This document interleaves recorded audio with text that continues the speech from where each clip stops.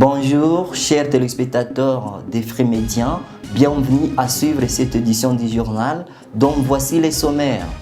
Menace de mort à l'égard de la présidente du bureau de la coordination de la société civile et la députée provinciale Béatrice Nanvano.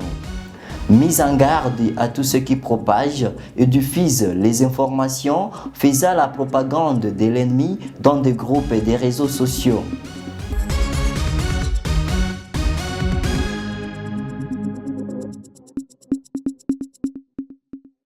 Maître Néné Bintou, présidente du bureau de la coordination de la société civile du Sud Kivu, et la députée provinciale Béatrice Nanvano sont sous les menaces de mort.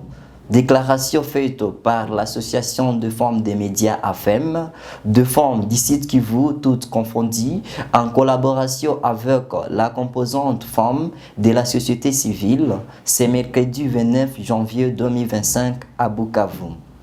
Dans la province par des citoyens chinois, ce qui lui vaut à ce jour de menaces de mort en provenance de tous bords. Par conséquent, elle se sent en insécurité et ne sait à quel sens se vouer. Maître Néné Bintou, de son côté, est menacé de mort pour avoir porté cette lutte et empêché que les butins confisqués de ces exploitants chinois, constitués de 10 lingots d'or et de 400 000 dollars américains, partent de la ville de Bukavu pour Kinshasa. Nous prenons à témoin la communauté nationale et internationale sur le danger que courent ces deux dames dont la vie est exposée depuis que le dossier de l'exploitation illicite des minéraux par les sujets chinois au site Kivu a été rendu public. Par conséquent, nous mettons en garde ceux qui ont choisi de décourager l'audace de ces femmes d'exception et annonçons des actions citoyennes de grande envergure si ces menaces ne s'arrêtent pas. À l'occasion de la célébration de la Journée mondiale de la culture africaine, le Centre de recherche agroécologique CREAI a organisé une table ronde ce jeudi 30 janvier 2025 sous les thèmes Femmes, jeunes et environnement face à la culture de chez nous. Cette activité vise à susciter une réflexion sur plusieurs points essentiels.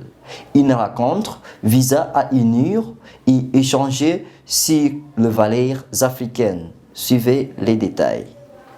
Léon Chizungu, coordonnateur du CREA, a déclaré: pour unir et échanger sur les valeurs que nous avons en tant qu'Africains, en tant que Congolais, en tant que Sud-Kivusiens, femmes et hommes. Et nous devons aussi capitaliser ces valeurs au travers plusieurs sujets que nous avions développés, notamment le rôle de la femme dans la transmission de cette culture dans notre société, mais également avec cette culture, nous pensons à la paix, à la solidarité, à la cohabitation pacifique. Et aussi, avec cette thématique, nous avons pensé que aussi la culture fait référence à ce qui concerne la richesse que nous avons en tant qu'Africains, en tant que Congolais, des richesses des sous-sols, et tout cela, nous devons capitaliser ça. Et voilà, vous savez qu'il y a un problème aujourd'hui, vous avez compris qu'il y a où quelque part, on a déjà commencé la restitution des biens des Africains qui ont été pillés depuis la colonisation jusqu'à aujourd'hui. Il y a certains pays qui sont en train de restituer ça.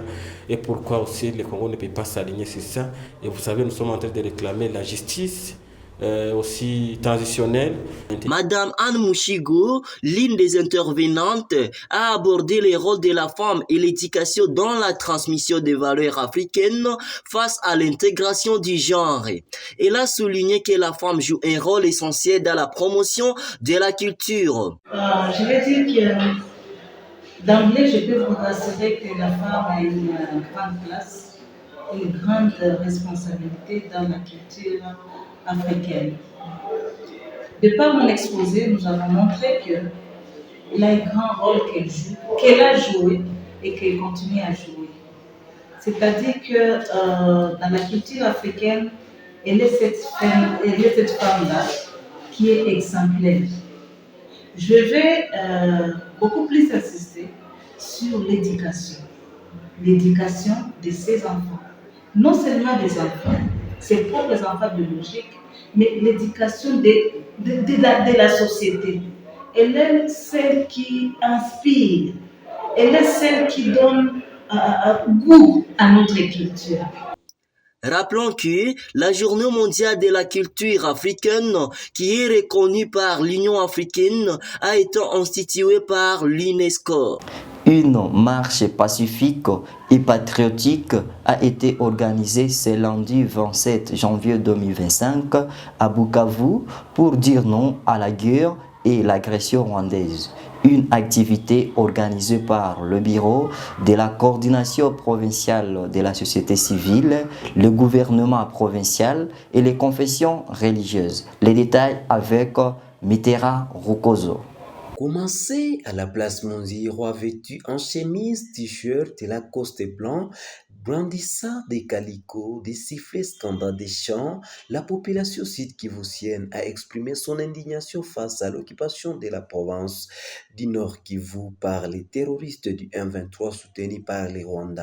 Les manifestants se sont dirigés à la place de l'indépendance où le mémo a été lu par le président de la société civile du Sud. La société civile du Sud Kivu dénonce les prises de position parfois ambiguës des pays comme la France, les États-Unis, la Grande-Bretagne en rapport avec la guerre d'agression. La société civile du Sud Kivu se sent presque abandonnée dans la lutte contre la balkanisation et appelle les autres provinces à se solidariser pour sauver la partie est de la RDC en proie à ces atrocités et appelle à la mobilisation générale de tous les Congolais vivant dans la diaspora pour dire non à la guerre et oui à la paix. Au regard de ce qui précède, la société civile d'ici qui vous recommande 1. Au Conseil de sécurité des Nations Unies d'imposer la paix à travers une résolution contraignante sanctionnant les pays agresseurs du Rwanda, de tenir compte de la gravité des atrocités sur la vie des paisibles citoyens et ne ménager aucun effort pour imposer aux belligérants de ne pas s'attaquer aux civils ni aux déplacés dans les camps, les hôpitaux, les écoles, les marchés, etc. D'exiger le respect de l'accord cadre d'Addis Abeba, de favoriser entre États membres des Nations Unies le business for peace, car il est possible d'exploiter les richesses de la RDC à travers des partenariats gagnant-gagnant et sans continuer à verser le sang des Congolais. 2. Des mémos à la place de l'indépendance, les cortèges des manifestants se sont rendus au gouvernorat provincial où une minute de silence a été observée en mémoire des vaillants soldats tombés au champ de bataille.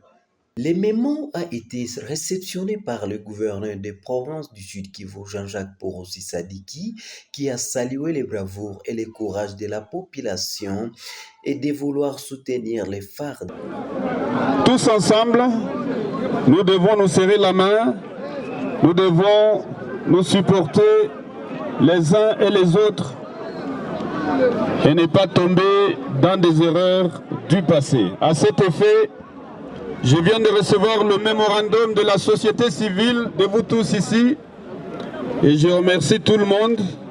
Je remercie le président de la République, Félix Antoine Tshisekedi Tshilombo. Il a appelé la population à s'unir comme un seul homme pour faire face à ces agressions. Certains manifestants indignés disent être prêts à prendre des armes pour défendre l'intégrité du territoire congolais. Nous demandons à notre gouvernement de nous doter des armes. Nous sommes déjà prêts, ici les jeunes de Bukavu, comme vous les avez vus manifester, nous sommes prêts à prendre des armes. Les forces armées de la 33e région militaire du Sud Kivu mettent en garde tous ceux qui propagent et diffusent des messages audio et vidéo avantageant et faisant la propagande des rebelles du M23 dans les réseaux sociaux, surtout dans des groupes WhatsApp. Suivez cet extrait.